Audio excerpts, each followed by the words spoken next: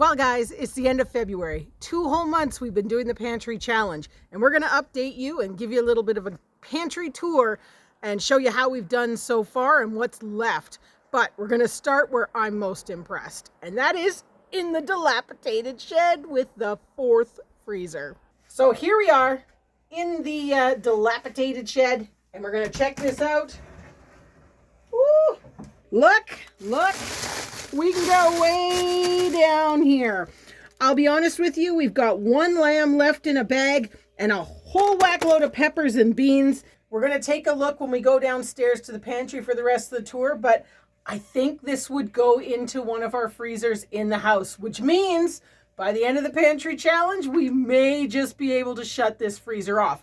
Now, today is the 26th, I believe, of February, so we have 2 more days to get this stuff out of here and into the freezer downstairs, because that was the goal. We did not consume as much as I'd anticipated off of the pantry shelf, but that's okay because the main goal was to eat out of the freezer as much as possible, and I think we did a really good job at that. So before we dive into taking a look at the pantry, we're going to start with the freezers. You just saw that outside freezer, which I was super excited about.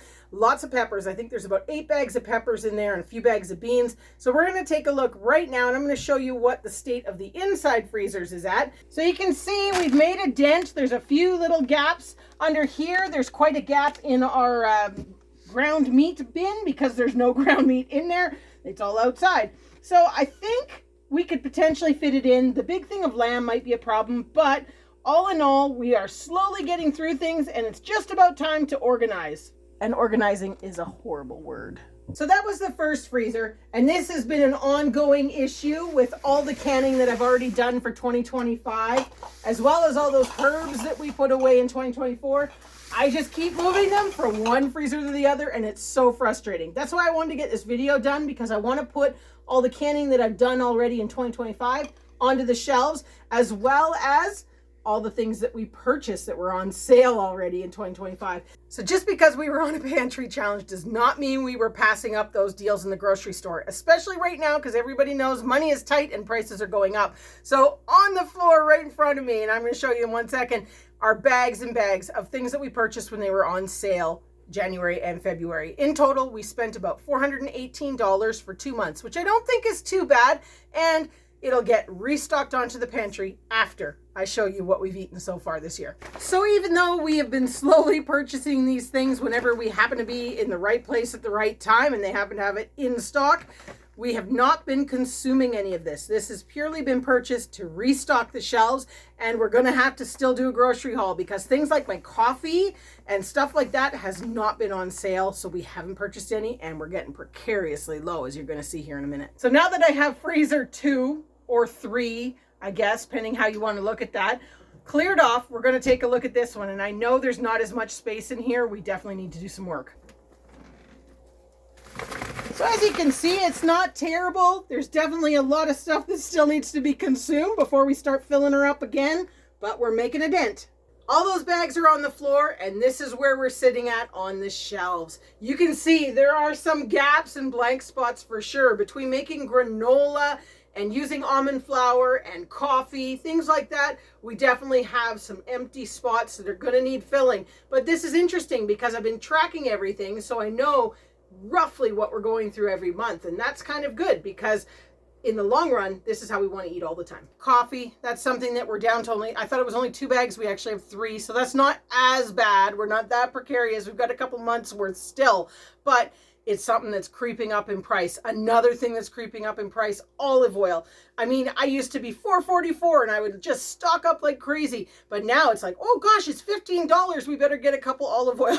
It sounds so horrible when you say it, but that's something that we just use and need to have, and we can't produce it ourselves, so we need to stock those items. Snackety foods like our chips, our nachos, that sort of stuff, we don't eat a lot of them, but we do still consume them. We still eat taco salads, things like that, and those are getting precariously low as well, but they're not really an item that goes on sale all that often. They're usually pretty decent priced. The other big item that we're going to have to go and shop for, cocoa powder.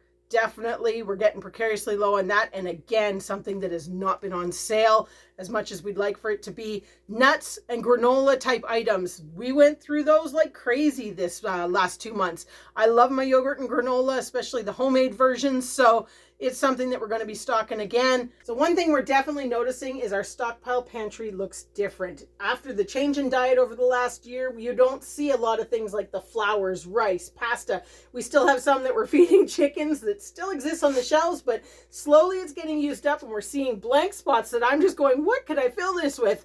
But you know what? I don't think we need to fill it because slowly our homegrown stuff is creeping into this space. As you can see, apple juice, which is something we're really going to have to focus on this year, is apple products. But we've also got our lamb broth, and we're going to also use this space for a few other things as our homegrown pantry starts to overflow the couple shelves that we have. Maybe it sounds like a negative, but really it's not. It's extremely positive to have this downsizing of the store-bought pantry. That's a goal we have. We want to really get it to those things that we just can't grow ourselves or really feel it's not worth growing ourselves. And an example of that is the rolled oats, because we use a lot and I don't really feel like becoming an oat farmer. And in here we have, let me get the lid off, our beets. And I just want to show you because we're the end of February. And wait till you see these guys. They're keeping incredible. Unbelievable. So that is our bucket of beets, which is still about 3/4 full. And we have our last box of potatoes for eating, and they're just starting to get legs. I really should go through and break all those off. Otherwise, these won't keep for very much longer. But I need to make some stews and things like that anyway. So that'll be the perfect opportunity. So this is going to be a quick tour of our homegrown pantry because you've seen this before and there hasn't been a lot of change. Now, we did consume items. It doesn't look like it, but we did. But I've taken the stuff from the bottom and I've put it on top. I know, right? That song's going through your head again, you know, the block from the bottom and you put it on.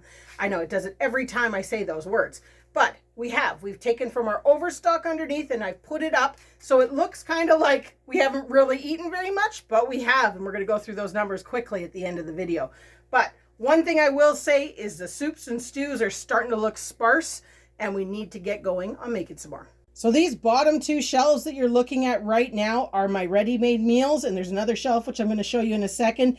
And this is pretty much everything from the overflow already up there. So when there's nothing left in the overflow, I need to get busy. And once again, this is that second shelf, and you can see we're looking sparse. The lamb stew, very, very sparse. Polly's Moroccan. We really have very little of our summer's best, and very little of our spicy tomatillo one. So really, we can't eat these. Otherwise, I'm going to be out. Throughout January and February, you've seen me doing a little bit of canning in our videos. It is definitely a canning season. We're trying to empty those freezers. And I'm super happy with the higher shelves on our racks here. Sauces, things like that. Even the jams and jellies, they're holding, but they're starting to get precariously low. So we definitely need to tackle some of that fruit that's in the freezer. Lots of raspberries. So I sense we're going to be making some raspberry jam and some raspberry syrup because those items are just about gone. They're everybody's favorite. I think as far as barbecue sauce, pizza sauce, all those things, we're well stocked. I'm not worried about those items. To be honest, I'm barely even worried about those items for next fall because we're just not plowing through them. And pasta sauce, we've eaten 2 jars since, I don't know, 2023. So I think we're just going to hold off and get all the pasta sauce gone before I invest any time and effort into making any more.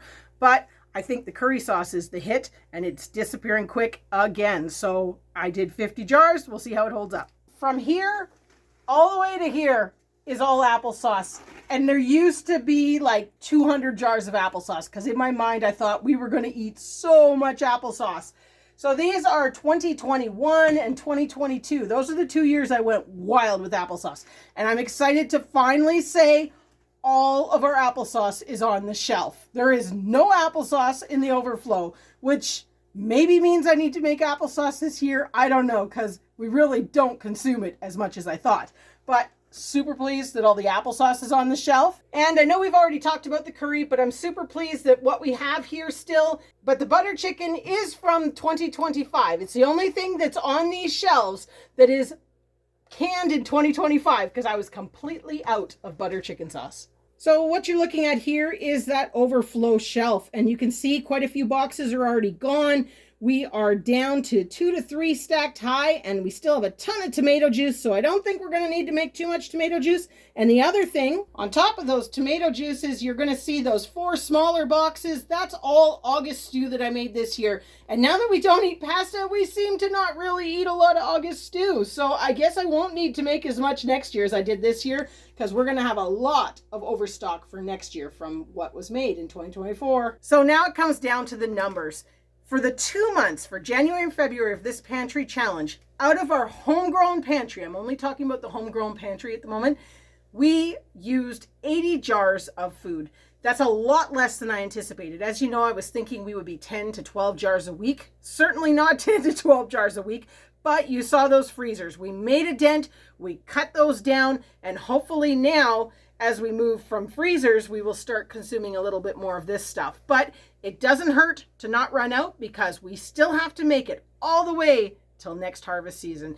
Realistically, we're not going to see food from the garden until August, other than a few of those, like, greens and things like that. So all of this stuff still has to hold for another 6 months.